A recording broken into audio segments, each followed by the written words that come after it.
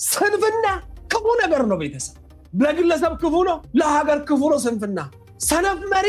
ምድር ያበላሻል ሰነፍ አባወራ ቤተሰብ ያበላሻል ሰነፍ ግለሰብ ላጤ ህይወቱን ያበላሻል ጠቅላይ ሚኒስትር ዶክተር አብይን የኤርትራው ፕሬዝዳንት ኢሳያስ አፈወርቂ ሰነፍ ብሎታል ሰነፍ ሰራተኛና